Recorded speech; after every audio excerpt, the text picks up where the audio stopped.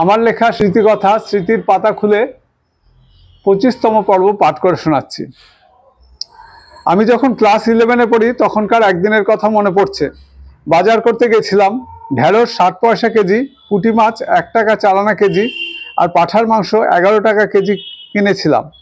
মামাবাড়ির ভিতরে বাগানের পিছনে একটা বাগান ছিল, তাতে কলা গাছ ছিল প্রচুর, মূলত কাঁচা কলা আর চাপা কলাই ছিল বেশি। এছাড়া ওই বাগানে কাজু বাদাম, গন্ধরাজ লেবু, শাকালু, খেজুর এইসব গাছ ছিল। ঝিঙাও হতো কিছু। তার পেছনে জিওল গাছের বেড়া, তারপর ধান ক্ষেত। মামাবাড়ির জমির বাইরের কিছুটা ছিল, জায়গাটা নাম হচ্ছে গলাদড়ি, বানগড়িয়াতে অবস্থিত। ওখানে বিঘে 3 জমি ছিল। ওখানে সেখানে যে চাষ করত সে বছর বছর গরুর গাড়ি করে অনেক ধান নিয়ে আসতো, সেগুলো উঠোনে পিটিয়ে ধান ঝাড়া হতো। এছাড়া হরেকৃষ্ণ মামা যে সমস্ত মামাবাড়ির জমি চাষ করতেন সেগুলো থেকেও ফসল আসতো। খুব ছোটোবেলায় কথা মনে পড়ছে, আমাদের কোনার বাড়ি, যেটা আগে আমার বড় পিসিমার বাড়ি ছিল, সেখানে দুলাল মামা থাকতেন। দুলাল মামা একটু পাগলাটে গোছের ছিলেন, আমাকে অত্যন্ত ভালোবাসতেন। শুধু আমি কেন, সব শিশুর প্রতি তার একটা অকৃত্রিম ভালোবাসা ছিল। তিনি বাইরে বাইরে কাজ করতেন, মাস 3 বাদে বাদে ঘরে ফিরে আসতেন। আর যখন আসতেন তখন আমাদের ছোটদের জন্য প্রচুর খেলনা পুতুল নিয়ে আসতেন, লাট্টু, ঘুড়ি এইসব অনেক থাকতো। সেই সব স্মৃতি আজও আমার বেশ মনে আছে।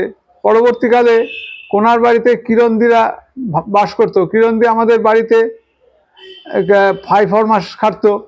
তার কয়েক ছেলে মেয়ে ছিল। বড় মেয়ে পুষ্প, ছোট মেয়ে বিল্ল, 2 ছেলে খোকন আর সুবোধ। খোকন আমার বয়সী ছিল। পুষ্প আর বিল্ল পরে আমাদের বাড়িতে কাজ করত। এরও আগে যোগেশদার মেয়ে পূর্ণিমা আমাদের বাড়িতে কাজ করত। আমি তখন খুব ছোট। যে কথা বলছিলাম, কিরণদিরা যখন আমাদের বাড়িতে কাজ করতেন তখন আমি কলকাতায় গেছিলাম। সেখান থেকে চিঠিতে দুঃসংবাদটা পেলাম, কিরণদি সাপের কামড়ে মারা গেছেন। সেই সময় মামা বাড়িতে খুব সাপের উপদ্রব ছিল, প্রায় প্রতিদিনই সাপ বেরোতো।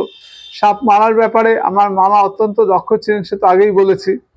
ছোটবেলায় নাকতলা শ্রীরামকৃষ্ণ আনন্দ আশ্রম থেকে এসে আমি ক্লাস 2-তে না পড়ে বেথরডাইতে 3-তে ভর্তি হয়েছিলাম, তাও আগে বলেছি। আমাদের বেথরডাইর প্রাইমারি স্কুল রাজেন্দ্র স্মৃতি প্রাথমিক বিদ্যালয় রাজেন্দ্রনগর কলোনিতে শেষ মাথায় অবস্থিত ছিল। প্রাইমারি স্কুল, তারপর মাঠ, তারপর ডোবা, তারপর 34 নং জাতীয় সড়ক, তারপর ফরেস্ট গেট। একদম কাছাকাছি প্রাইমারি স্কুলের এক পাশে একটা জিলিপি গাছ ছিল, তাতে মিষ্টি মিষ্টি ফল হতো, আমরা তা খেতাম। আমাদের ক্লাস মাঝে মাঝে ওই গাছটার তলায় হতো। গাছটায় কাটাও ছিল। একদিন ক্লাস করার সময় ওই গাছের গোড়ার থেকে একটা বিশাল তেঁতুল বিছে বেরিয়ে এসেছিল। এত বড় বিছে আমরা কেউ কখনো দেখিনি। ইয়া মোটা, ইয়া লম্বা, লাল রং, দেখেই সবাই হুড়মুড় করে দৌড় লাগালো। এরপরে আর ওই গাছের তলায় ক্লাস কেউ করেনি। বিছেও ভয় পেয়ে গাছের কোটরে ঢুকে পড়েছিল।